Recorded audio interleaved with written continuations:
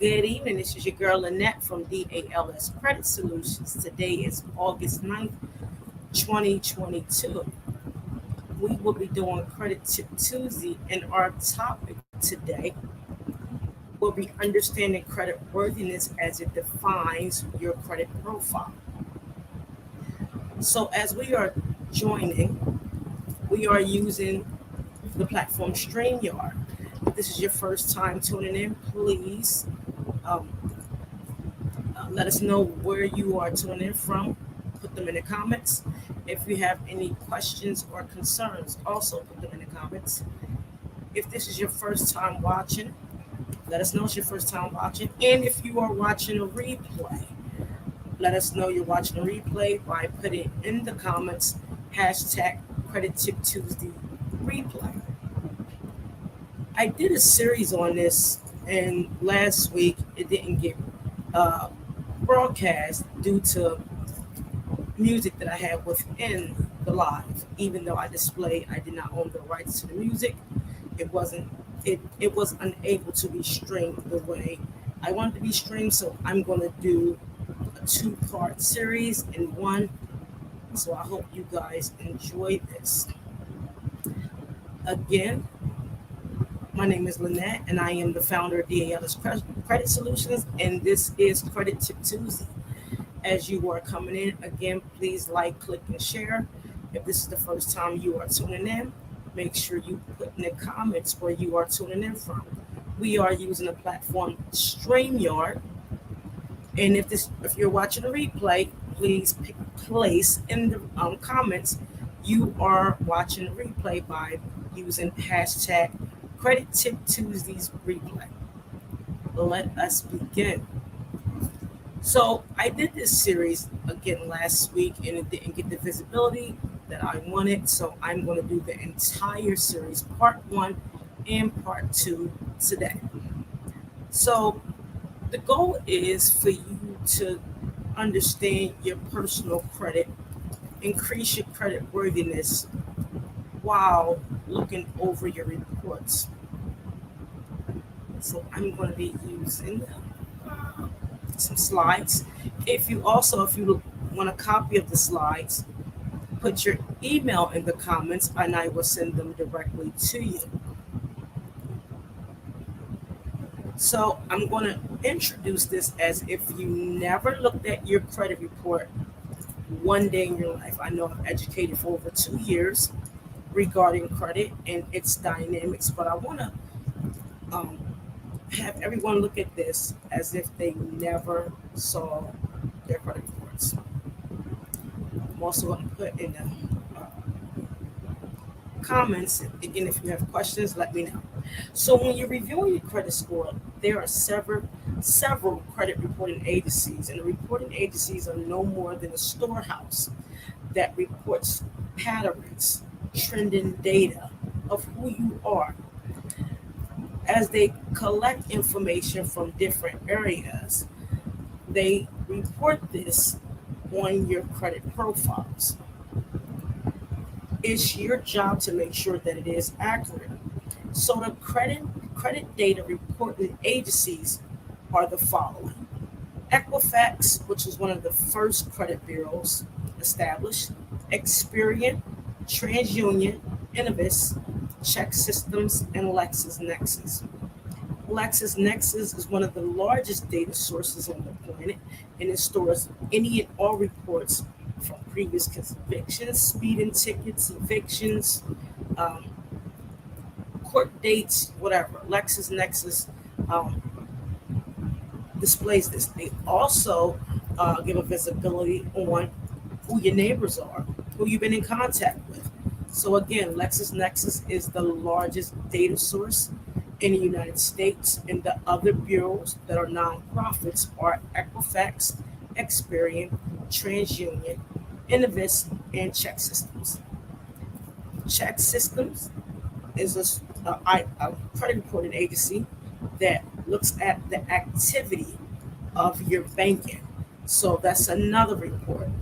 Again, Equifax, Experian, and TransUnion are the three main data sources. Innovis is one that is used mainly to put freezes on your credit, which we don't recommend. Check systems is how they look at your activity on deposits, if you have any negative accounts, overdraft fees, things of that nature, and that's a scoring system. And LexisNexis, again, which is the largest database in the United States that holds more than the score.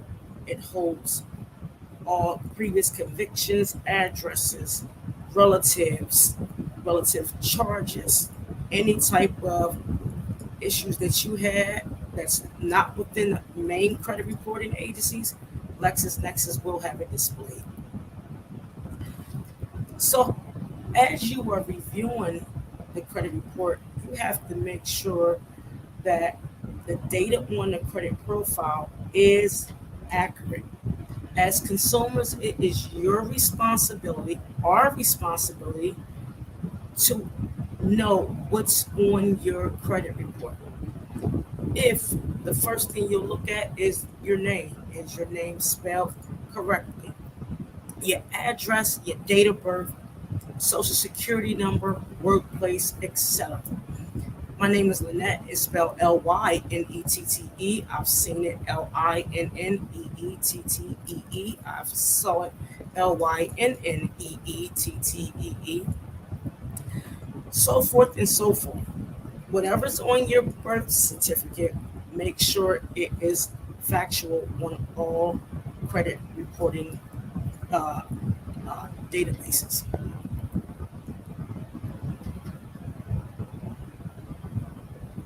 As we begin the steps on identifying if information is accurate, let's understand the definition of the 5 pillars. When I say the 5 pillars, meaning your payment history, credit utilization, credit age, mixed credit, and overall credit. However, there are 5 C's that is the equivalent to the 5 pillars. So when I talk about payment history is your character. Who are you? How you pay your bills. The capacity is the amount of loans, debt, credit utilization that you can carry, that you can be responsible for. Capital is how long you had your accounts and what type of, you know, funding you have, money you have. Collateral is mixed credit, I mean everything you own, assets, insurance, real estate, uh, anything, debt, whatever the case may be. Collateral equals mixed credit. The condition, meaning time on the job, overall credit, income, employee, and or business. What is the condition of who you are? The nature of who you are. Goes in the categories of the 5 C's, which will identify the 5 pillars on the credit report.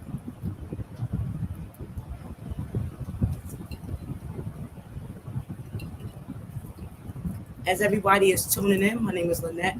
I'm the founder of DALS Credit Solutions. Today is August 9th, and we are doing Credit Tip Tuesday. We are using the platform StreamYard to deliver the source of data that everybody can see how to look at their credit reports. Again, I am educating on a level as if you never looked at your credit reports. It's very important. Sometimes we have to start over to regain and understand the mistakes we have and build our credit worthiness. If this is your first time tuning in, please place in the comments where you're tuning in from. If you are watching a replay, put in the comments hashtag Credit Tip Tuesday replay. Once you are done viewing Credit Tip Tuesday, if you want a copy of the slides, I will send them to you directly. If you have questions regarding the information that I am delivering, also put them in the comments so I can answer them accordingly. As we continue, now we're identifying again what's on the credit report. Name, age, date of birth, social security, and accounts open. So when I say all accounts, anything that has your digital and or manual signature. Now I've my account, my oldest account is almost 19, 20 years old. I'm only 35. I don't know that. Know that. Nope. Don't know how that happened, but it happened. But make sure everything on your credit report belongs to you.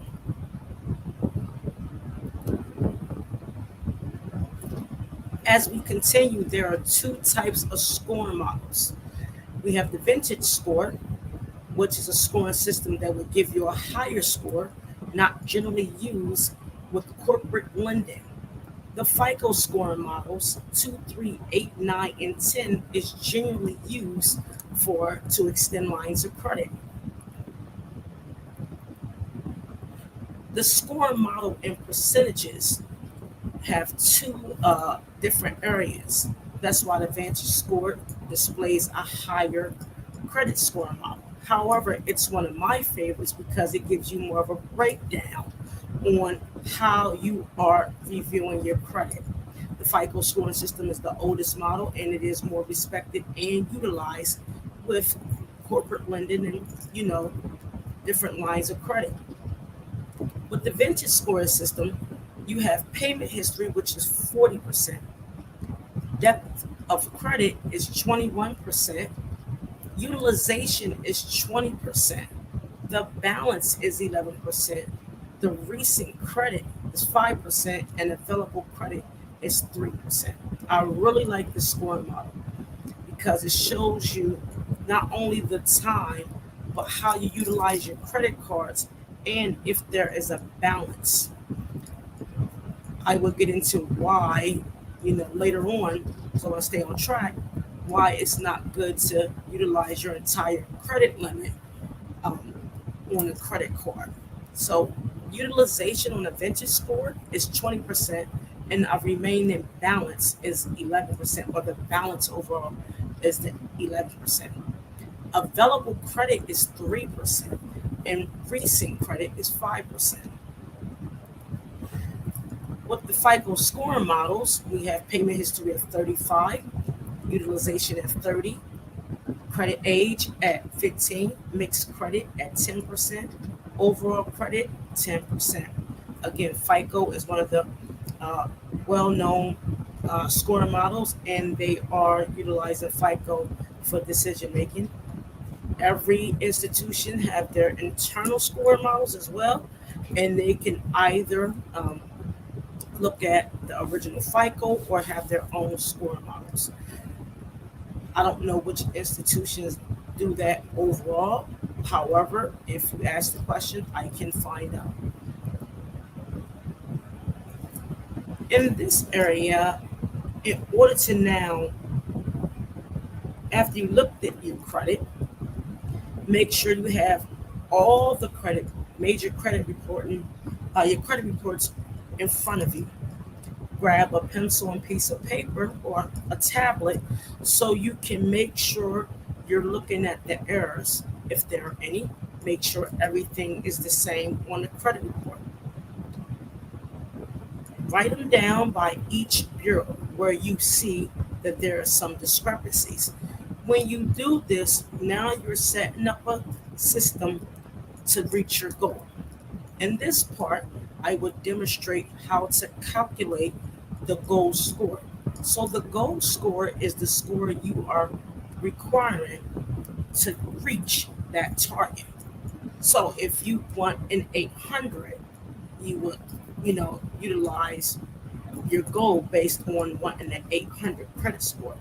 Everything I do is numerically um, because I want the individuals to see how we come up with a plan in order for you to look at your information and how to start. So I use the average credit score in the United States is roughly 650. So say if you have a 650, which is the current score, and you want an 800 credit score, we will utilize the FICO scoring systems because it's the most used, and we want to make sure that you reach your goal based off of this method. So as you're gathering your pen and piece of paper, or your tablet, I want you to look at this format. So later on, when you begin this process, you can use your own score. As you're following along, I want you to understand how I got this, what is the purpose, and how it works. So I'll let everybody take a few minutes to get their pencil and piece of paper and your tablet, and I will be right back. So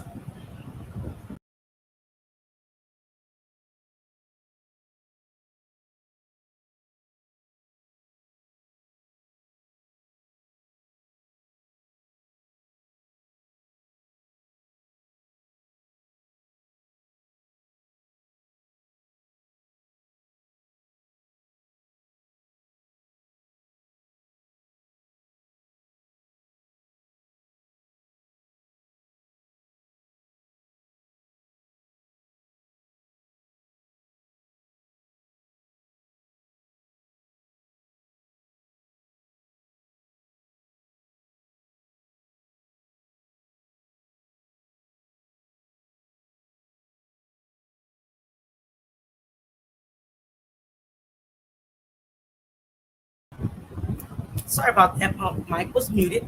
So everybody should have had time to get their tablet and pencil. Again, I want you to follow the exact numbers. So when you finish this, you'll understand how I got it, why it's effective, and this method you can utilize when you're starting your process. So again, we use the goal score at 800 and the current score at 650. So in order for you to reach your goal of 800, we're going to implement the 5 pillars on the FICO scoring system. And that is payment history of 35%, credit utilization at 30%, credit age at 15%, mixed credit and overall credit at 10%. When you add 35, 30, 15, 10, and 10, you want to get 100% of your credit score. In order for you to reach your goal, you take the goal score, which is 800, and subtract it by 650, which is the overall credit score in the United States.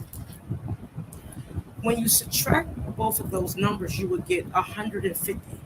150 is the number you need to get to your 800. And the way you find out where the areas on your credit report that's giving you the most trouble is by numerically finding out what number is keeping you away from the 800 based off of your payment history, credit age, mixed credit, overall credit, and credit utilization. So you want to take the 150. And again, I said payment history is 35%. Now you're going to take the 35% and turn it into a decimal point. All those that hate math, please, it's okay. I'm not a big fan of a lot of things, but when you want to grow, you just learn small solutions, small steps to get to that final destination. So you want to take the number 150, and you want to multiply it by 0.35. You want to take that same 150 and multiply it by 0.30. So the 0.35 is the 35%, which is payment history. The 0.30 is 30%, and that is credit utilization. You're going to take the same 150 and multiply it by 0.15, which is credit age, and you're going to take the same 150 and multiply it by 0.10 twice, and that is mixed credit and overall credit. Once you get those numbers, take your time. Again, if you need the slides, put your email in the comments and I will send them to you directly. When you multiply 150 times 0.35, which is your payment history, you will know 52.5 points is the number you need to get closer to your 150. Out of the credit age, the credit utilization, You multiply 150 times 0.30, which is your credit utilization, and now there's 45 points. If you multiply 150 times 0.15, which is your credit age, that will give you 22.5 points. If you multiply 150 times 0.10 twice, it will give you 15. Once you get these numbers, 52.5, 45, 22.5, 15, and 15, let me know what number you did get. If you added up the numbers, those numbers given will be the 150 points needed to reach your target goal of 800. Now, the points given is the numbers required to get you to that destination, but you need to turn those decimal points back to a percentage. So 52.5% is your payment history. So your payment history is lacking areas on the credit that's keeping you away from that goal. Not lack, excuse me. There's areas on the credit report that's keeping you away from that 800 credit score. So 52.5% of your entire credit profile has to do with your payment history. Your credit utilization, if you don't have any credit cards, that is 45% of your overall credit profile based on credit utilization. Your credit age is 22.5, which is 22.5%. 15% is mixed credit. Overall credit is 15%. As you are looking at this will give you an overall view of, okay, I have 52% out of 100 that is dealing with my payment history. 45% is my credit utilization. My credit age is 22.5%. My mixed credit and overall credit is 15%. Again, if you add all of those points up, it would equal the 150 points that will allow you to get to your goal of 800. Now, as you're looking at your credit profiles, meaning with all the credit bureaus, credit reports in front of you, not just one, all of them, TransUnion, Equifax, Experian, Check Systems, LexisNexis, get your reports. Review your reports. This is not going to take 2, 3, 4 hours. This might take you a little longer, but can you imagine spending the time now so you don't have to spend extra later?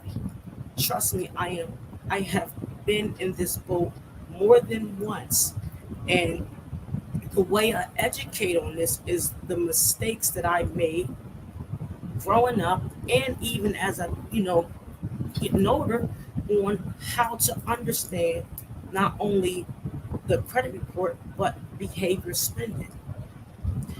These factors are extremely important in order for you to reach your goal.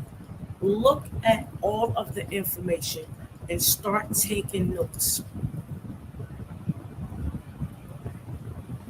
So, the first step on how to get to your 150 points is, again, more math, but it's simple math. So, as I stated in the previous slide, you need 52.5 points out of the 150 points needed to achieve your overall goal. The question you're probably asking, how is this possible? Before we continue, I want to let everybody know my name is Lynette. I am the founder of DALS Credit Solutions. We are talking about how you can increase your overall credit worthiness by knowing, what's on the credit profile. If this is your first time tuning in, please place in the comments where you are tuning in from. We are using the platform StreamYard. We are going over again different areas of the credit report in its entirety, however, so you can understand how to increase your credit worthiness.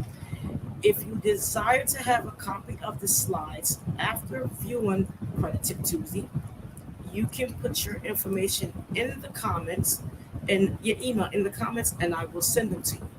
If you have any questions regarding this method, I can also answer any questions you have. As we continue, we are on the section of how are we going to get to these 150 points based on the 5 pillars on the credit report. I'm not never wearing lipstick again. This cute stuff is all right for some of y'all prissy people. But this is too much. And I love y'all. So, again, as I stated in the previous slide, 52.5% or 52.5 points is needed. So I gave an example. If you have 11 late payments on the credit report, the area that needs addressed is payment history. So if you have late payments, this is going to decline your payment history, and this is why 52.5% of your credit report is having negative outcome regarding payment history.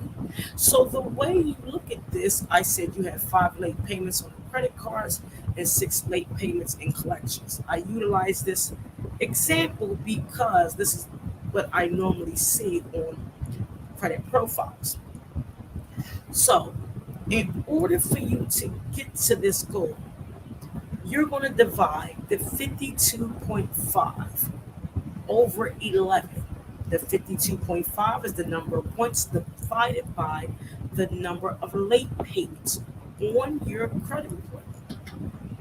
When you do this, every time a negative area is removed or it age, meaning it gets older, you will gain 4.77272727 points every credit reporting cycle.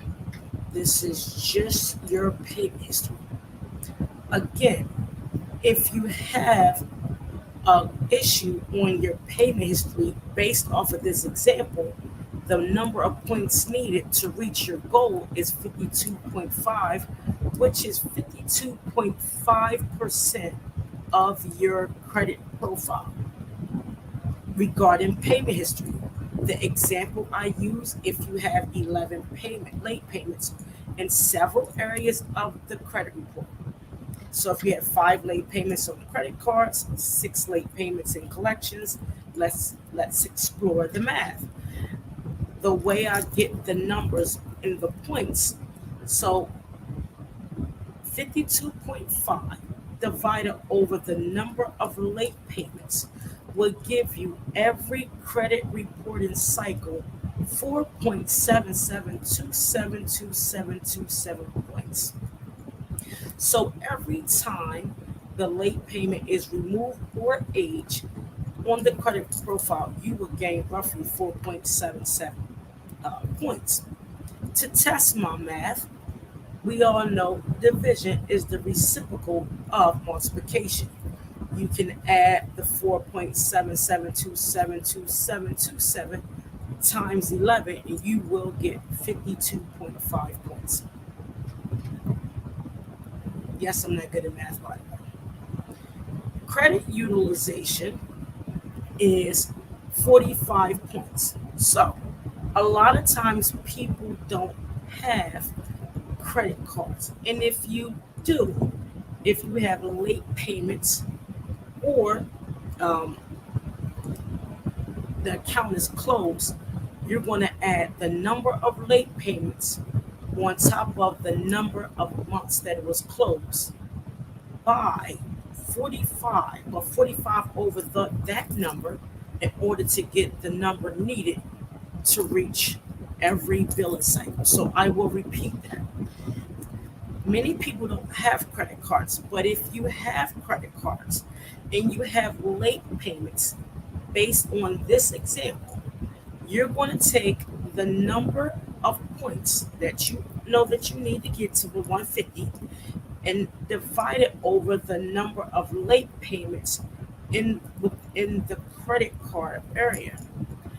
If the account is closed, you're going to add the number of months to include that. So, say if you had 11 late payments on the credit cards, you're going to take 45 divided by 11, and then you would get that number the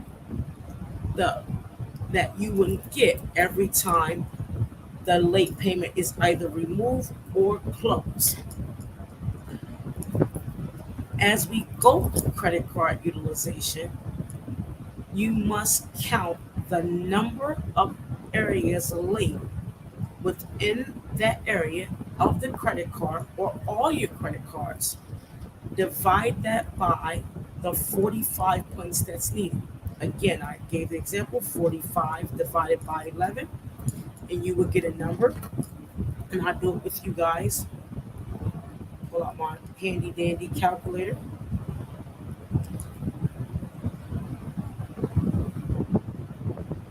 So if you have 11 late payments, you would take 45 divided by 11. In every reporting cycle, you will earn 4.09090909 every reporting cycle. To test that, you can take that number given and multiply by 45 by the number of late payments, and you will get 45. A lot of myths with credit cards. I don't want to get deep into it because we're going to do that in the second series, because I'm going to do this all in one. And you want to understand the target utilization, transactor versus revolver, and statement closing date versus payment due date. If anyone have any questions, please let me know. Put them in the comments as we continue.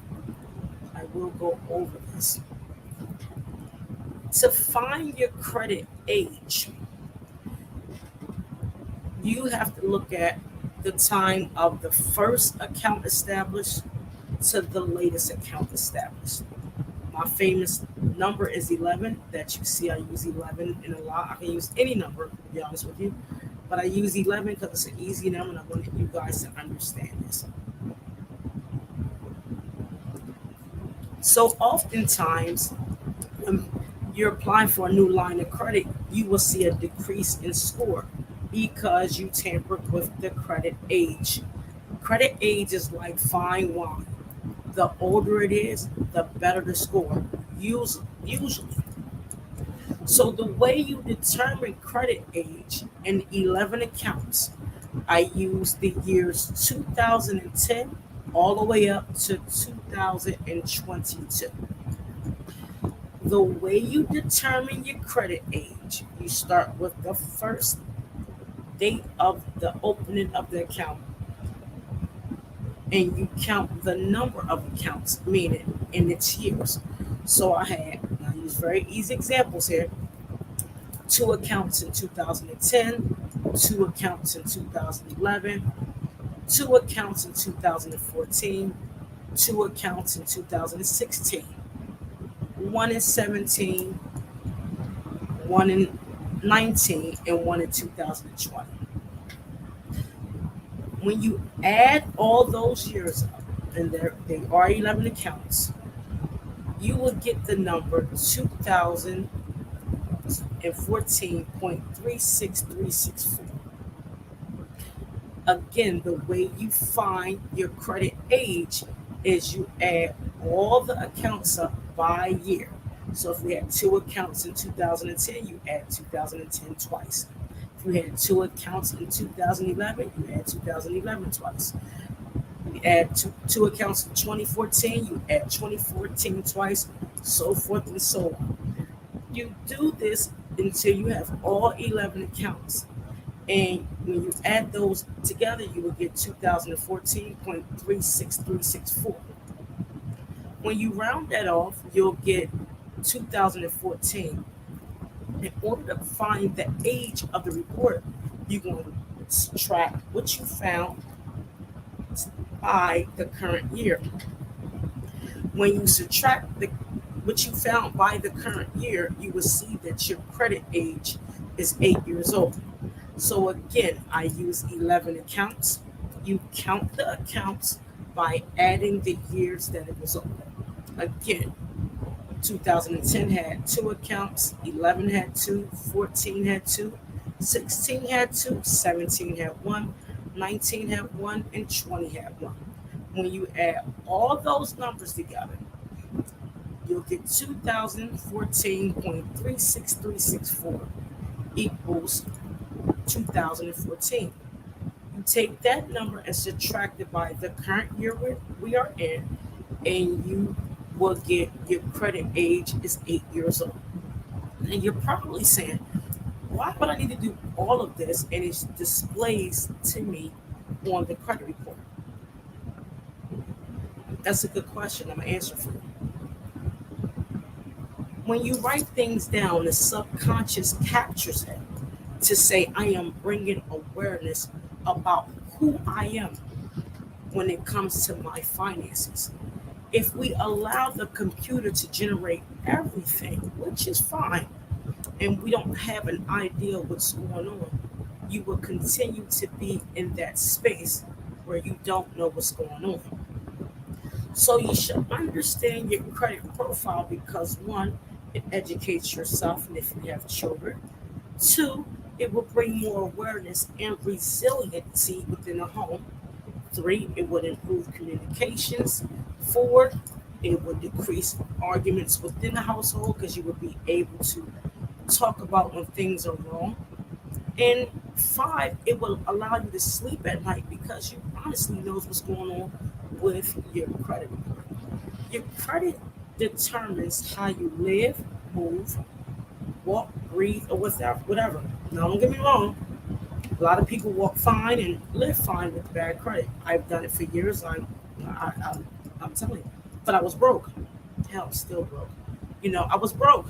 You know, so I didn't have that financial awareness. I didn't have those insurance policies that I'm able to finance. I didn't have advisors. I didn't have um, individuals that can educate me. And you do a lot of harm. And then when you turn 40 or 50, you say, I get it. And I understand we're still growing overall, but doing it with a pencil and piece of paper gives that subconscious that that information to say, oh, this is how they calculate.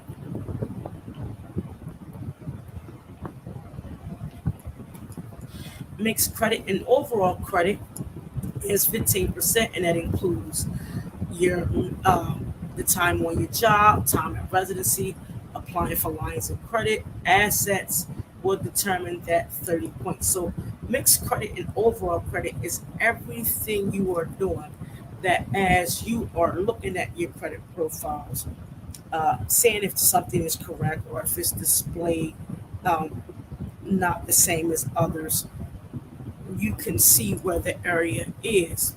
Again, while you're doing this, use the examples within the slides. Once you grasp the concept, then use your and determine your numbers based on what you see and set your goals. Please do short term goals for long term to extend the long term goals. If you are a 500 and you need to be at 800 in 3 months, this is not the way to do it because you're not going to get there. If you are 500 and you're trying to reach an 800, educating yourself along the way to bring awareness to get to the 800 will ensure you won't get back to the 500s again.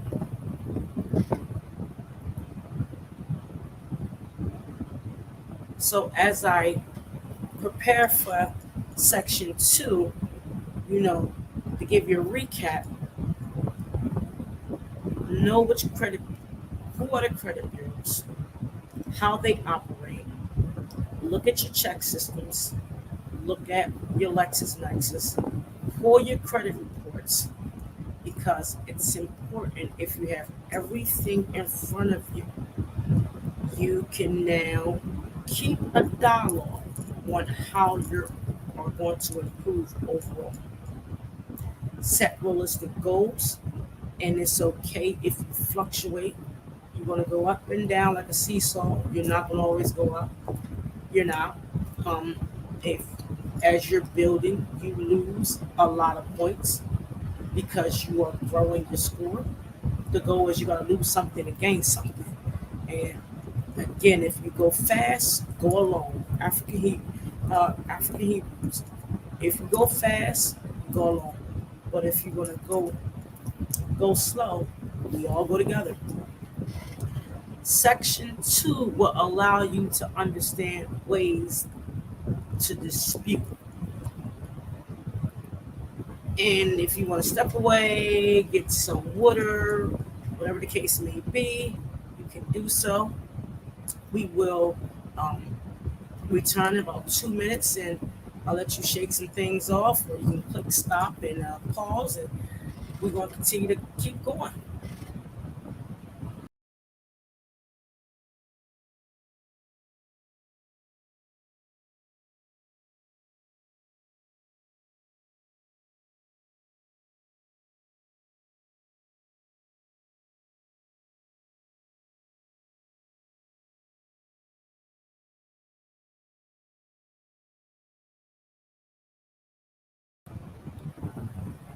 All right, I am back. You're probably saying, why is she taking breaks? Because I can. I'm going to take breaks. I'm doing this a whole way through, so you don't have to, look for part two. I'm doing both at the same time because last week I did part two, and I played the song within the live, and Sony said, you can't do that. Well, even though I said you know, said this, I'm not the owner of this music, they still hit a lot of the content. So I'm doing the entire series one stop. We are on series two. My name is Lynette. I am the founder of DALS Credit Solutions. Today is August the 9th, Credit Tip Tuesday, and we're talking about how we can bring awareness regarding your credit profile. I educated in series one as if you never looked at your credit before. I hope this reached people that never looked at their credit report before, and I also hope that it reached people that may have looked at their credit or in the process of rebuilding their credit, uh, find some knowledge in this to keep and continue to grow. We are using the platform StreamYard. If you have any questions, comments, or concerns, please place the information in the chat. Let StreamYard know who you are so I can see. I will share this throughout social media. Check out my YouTube, LinkedIn, Instagram, Facebook, of course, and my website, www.dalscreditsolutions.com. No, www.dalscredit.solutions. They might know on website. Before we begin the second series, please get your notepad out and a pencil. And we're now going to talk about how to dispute. I will read a disclaimer. All information is for educational purposes only. To grow and increase awareness, DLS Credit Solutions will not engage in any illegal activity which is not aligned with the Fair Credit Reporting Act and other federal regulators regarding credit laws. DLS Credit Solutions will not support instructions if you are in the process of removing items on the credit report associated with you by law. It is illegal to remove items on the credit report utilized during the account opening.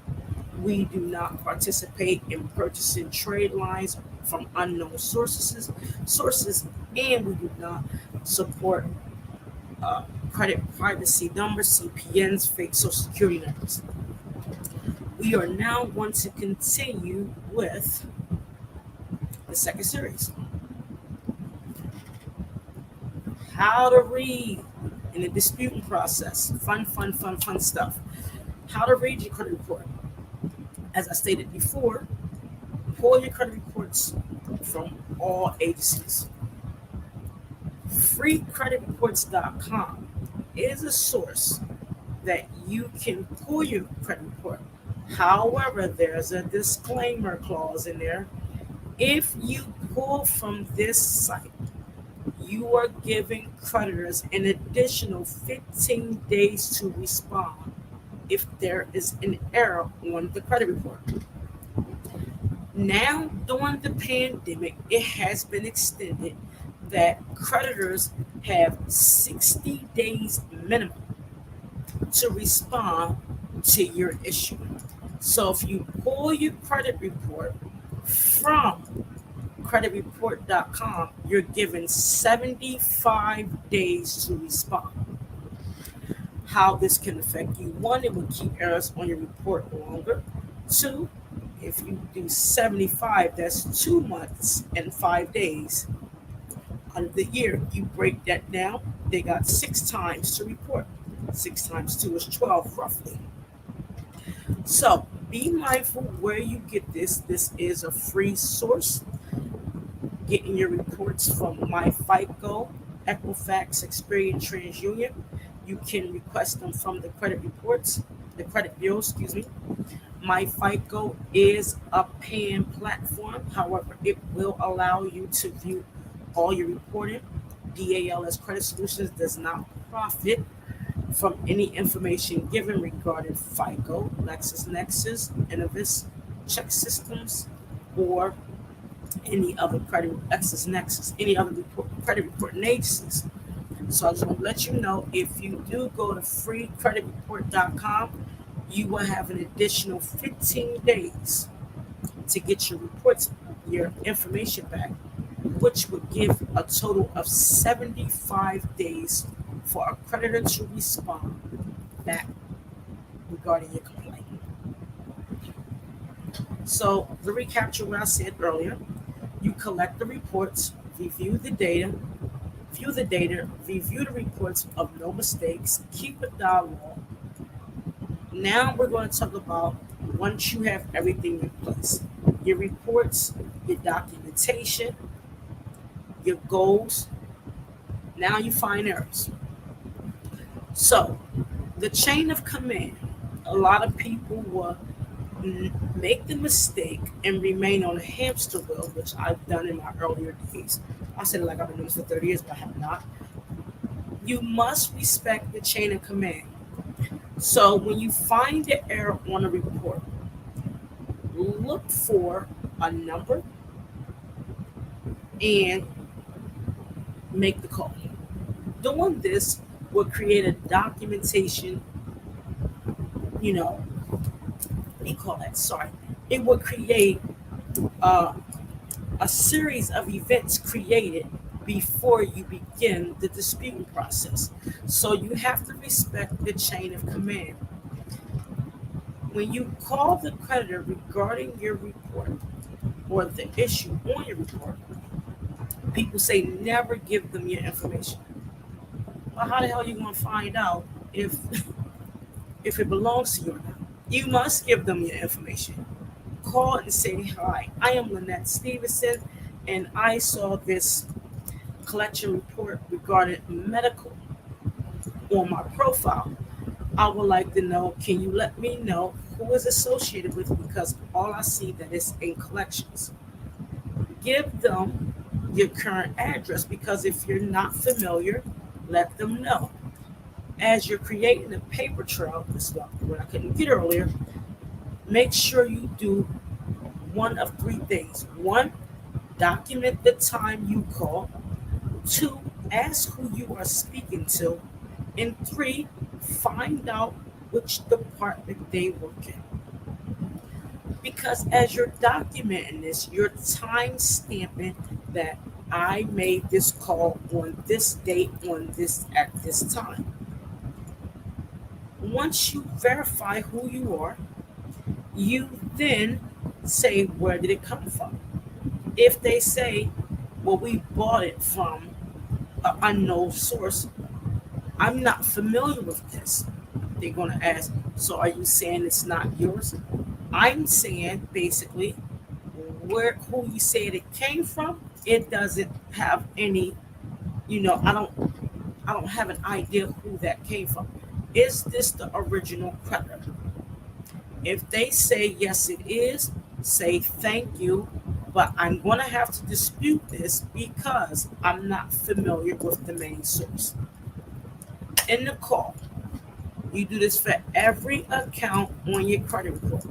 Many people will make the mistake and go to straight disputing because I've done it, and then you'll say, "Did you contact the credit report, the creditor?" And you say yes.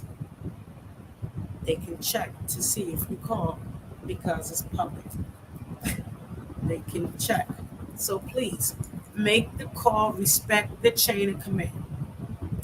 Once you have all your documentation and you created this paper trail, you begin to dispute anything you did not agree with.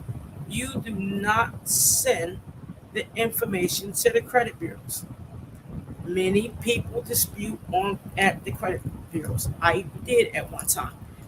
I had very little success doing that.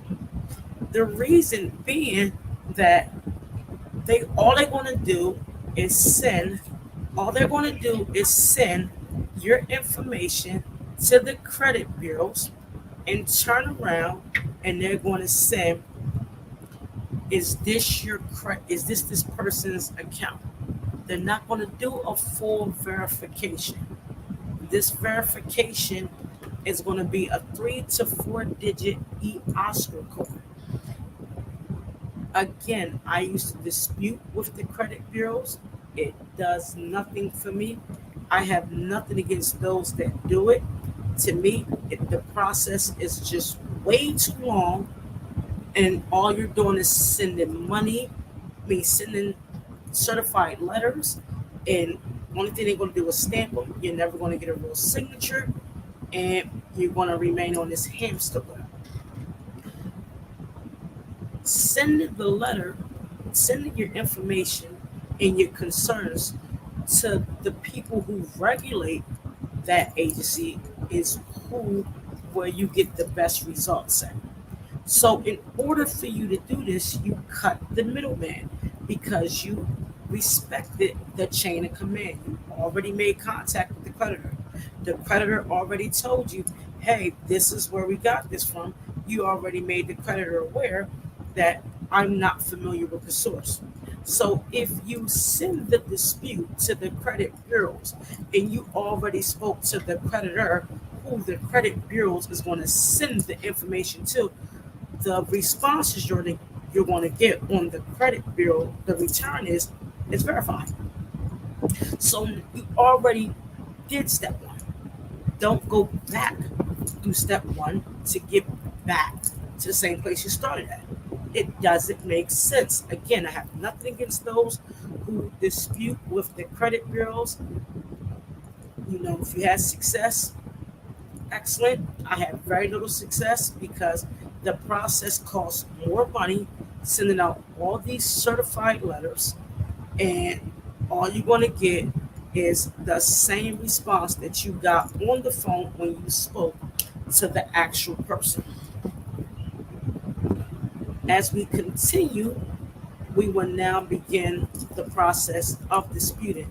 If this is your first time tuning in, welcome. My name is Lynette. I am the founder of DALS Credit Solutions.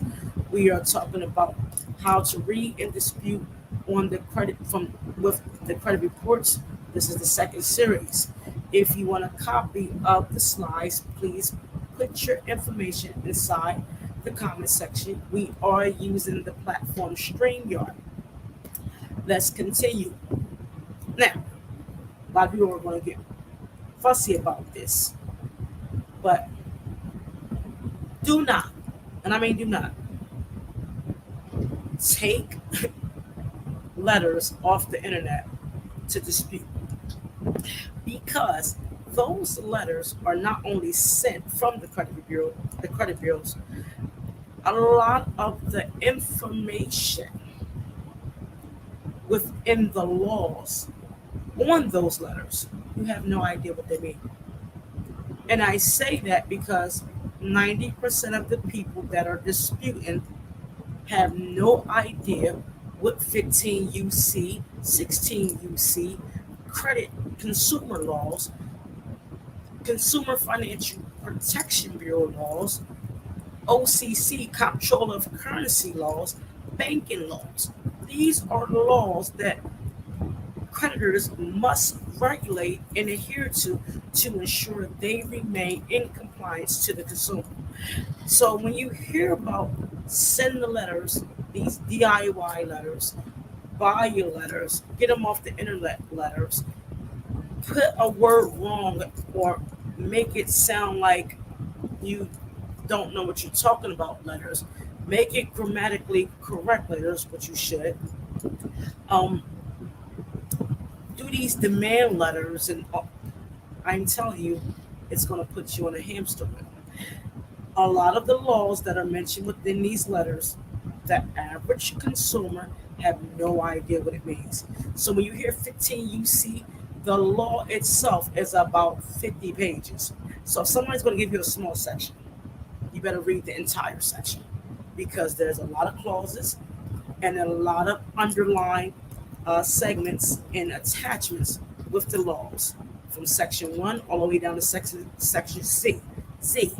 The reason I know because I read these laws. I know these laws, and you have to understand if it's something that kept you from paying that bill or you was in a situation that you were unable to make those payments, create the document on the site with the federal regulators to make sure the creditors did everything they're supposed to by law to ensure you don't have a risk, meaning negative credit reporting, stress on income. All these areas are very important. As we continue to dispute, please be honest. Do not remove anything that belongs to you. Don't try it. It doesn't make sense because there are so many ways that a fraud alert can be displayed on your report and you don't know it's a fraud alert. Consumer does not agree. That's a notation of a fraud. Consumer disputed but still doesn't agree. Fraud alert. You're saying you don't agree and it's not yours. So when you look at the numerical factor of your credit report, the number is just not telling you that you're credit worthy or not. It's the notation within the credit report. Please be mindful when you dispute. Keep a paper trail and be honest. Is this my item on my report? So many people encounter issues when they remove addresses that used to belong to them or they don't live there no more. Um, Actual inquiries that you apply for, and then when you become credit worthiness, you're like, why couldn't I get an American Express card? Because you disputed it when you was at a lower limit. So now they have you on the list, and you're unable to obtain those benefits because you apply for something, and now you want it because you're not able to get it. So please be honest with yourself as you're looking at your reports. Do not remove nothing that belongs to you. One is against the law. Two, you can create more harm than good. Three, you can get blackballed. And four, it can be more brutal to your credit report. A lot of people say, I've been a 599 or 600 for 8 years. And I look at their credit report and the notation says it all. Consumer disputed this. This is what happened. The consumer disputed this. This is what happened. You're creating a risk to never increase your credit worthiness. We talked about chain of commands. Please call the original creditor, documenting every time you spoke with them, and while reviewing your credit information on the credit reports, ensure the information given from the creditor is correct. We talked about the 30 and 60 days of response. The normal time now, after 2022 of January, is 60 days. A creditor has to respond. If you get your credit reports from www.freecreditreport.com, you're adding an additional 15 days, which will give you a total of 75 days for response. Example items on a credit report, and I'm going to use a couple of them. My water's getting warm. Don't judge me. I use these issues on a report because, again, these are examples I saw and or dealt with within my process. So imagine you having an issue with your bank. Like the bank closed your account and you was unaware. You got a charge back. How do you dispute it? Now, would you dispute your issue with the bank, with the credit bureau? The answer is no. The way you know who regulates the bank is within the name of the institution. So, for instance, if you have ABCD Federal Credit Union, you would know, is it through the National Credit Union Association, and that's the NCUA, National Credit Union Association, or is it a smaller credit union that adhere to federal laws, but the shareholders or the owners own the actual bank? So there's two ways to look at this. If it's federal, and I'm using a credit union for an example, and I will also use a bank. If it's a federal credit union and it's a larger credit union, you look for the National Credit Union Association. If the members own the credit union, they don't really adhere to the National Credit Union Association. You look at the state you are in and look at the Department of Banking. So I'll use PA, I won't use a bank. It's a certain credit union in Pennsylvania that has been around for quite some time. They are owned by its shareholders. So instead of me doing a dispute with the National Credit Union Association, that's called NCUA, if you Google it, it will, come up and you can learn how to look at those processes of submitting complaints. Excuse me. I went through, since it was a credit union that wasn't regulated by the NCUMA, National Credit Union Association, I went through the Pennsylvania Department of Banking.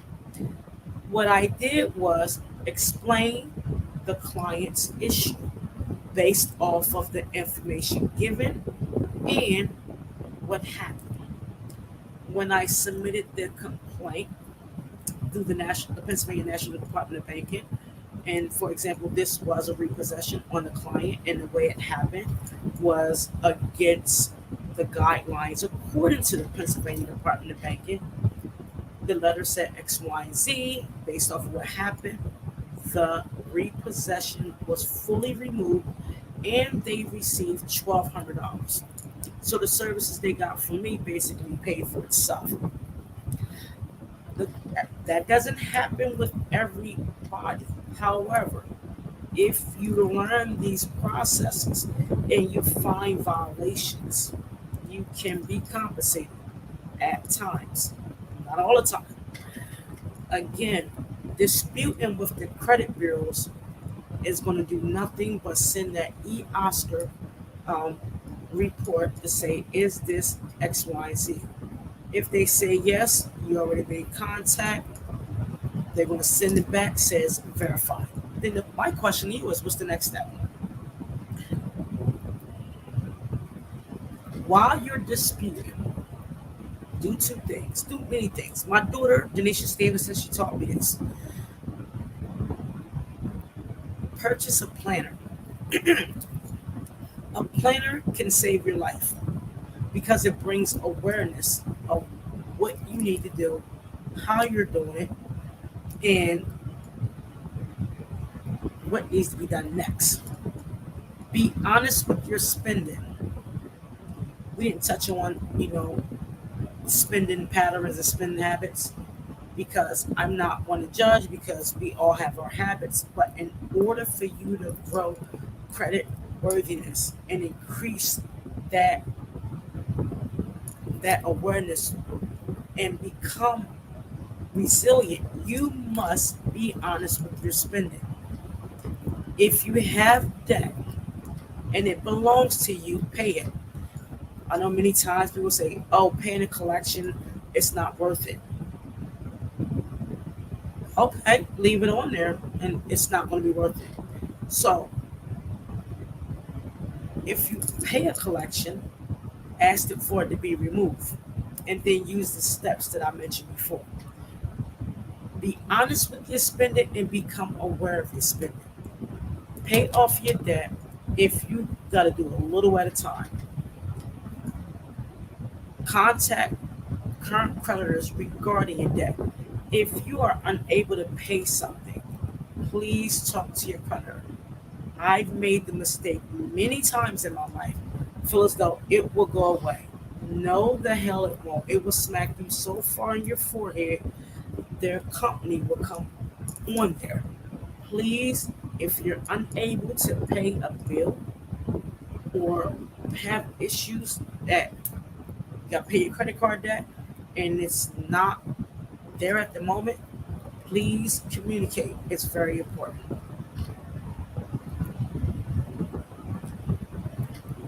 As we conclude, the goal is not for you to finish the race, it's the reason you began. Having the strength to begin this process is brave. Don't allow compromised credit prevent you from starting a business, obtain funding, and all possible opportunities for self and or your business. Be the difference within your home, improving credit, decrease child diversity, pipelines to prisons, and increase positive communications. Continue to be brave as this journey is rough. I will see you on the other side. I love you guys. I thank everyone who tuned in to watch this. I hope that I sow into you that it will make a change because so much is going on in this world that we have to be aware that things are disappearing. It's not the same. It's never going to be the same. And it's going to get worse. We are transitioning to the cashless, meaning money will become obsolete one day. I don't know if it's going to be fully removed. I'm letting you know, put your money in insurance or keep it under your mattress. Obtain credit, learn how to understand money and finances because we're coming into a season that the shelves are empty. We're coming to a season where we're scraping pennies and quarters and dimes. We're coming to a season where it's taking longer for payments to be made on businesses. We're coming to a season that things are slowing down. Be prepared for this upcoming season as if your life depends on it. I'm saying that from the bottom of my heart because I see things that many others do not. And I'm saying this to you to not gain business, but to sow into you to let you know, start this journey now. And I mean start it. Use the information given in order to grow. If you are a small business, get away from the cash flow and go towards accrual. I can't even say the word accrual, excuse me, because cash flows will give you a higher amount, but accruals will give you a stronger return. Understand your financial profiles, understand how you're going to do business. Make sure you are pricing accordingly. It all begins with your personal credit. I'm telling y'all what I know. I felt many times with my credit. I felt many times with my finances. I am very transparent when it comes to me. I had more items on my credit than wig strands in my hair. This process that I'm educating you on, I went through the same journey.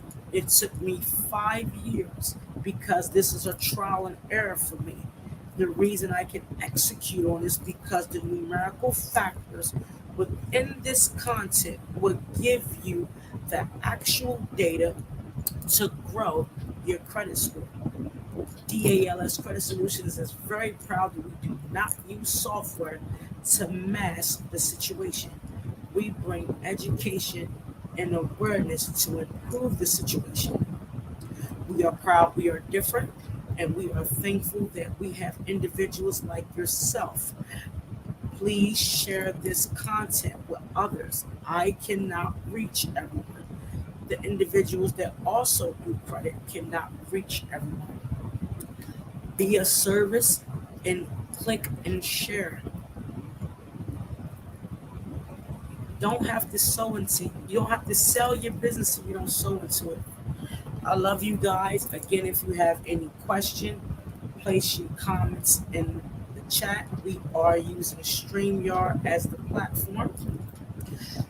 If you want the slides, put your email in the chat so I can send you the slides. If you want the recording, I will be nice and send it to you. I don't know if it's going to download because we're on an hour and 12 minutes. Or please go to my Facebook page and look at the videos. You can go and view all videos back from 2020. I don't delete my data because it's public and everybody cannot afford services.